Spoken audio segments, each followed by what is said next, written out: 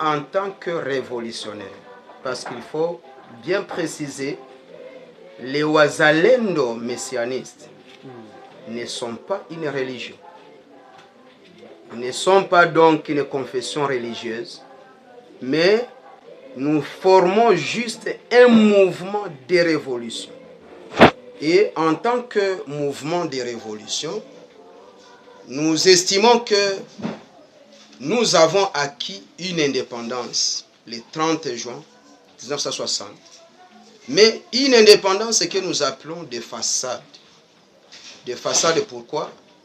Parce qu'il faut le dire, on nous a accordé une indépendance quelque peu politique en négligeant tous les autres aspects.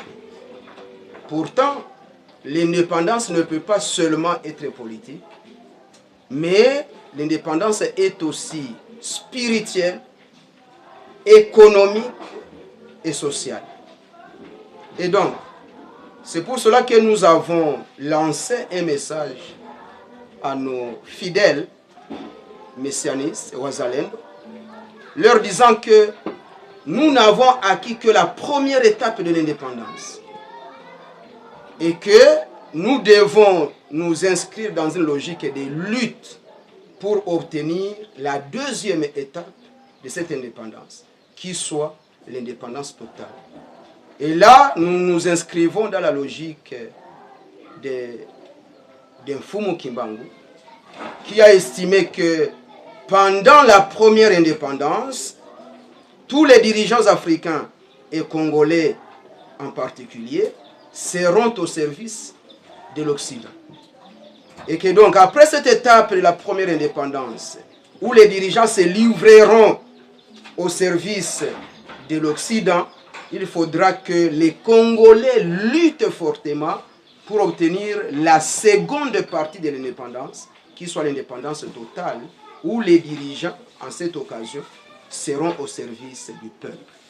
Voici le message que nous avons lancé, non seulement à l'égard des Wazalendo messianistes, mais aussi à l'égard du peuple congolais tout entier. Parce que tous les torts que nous subissons aujourd'hui, c'est parce que le pays est encore sous une haute colonie.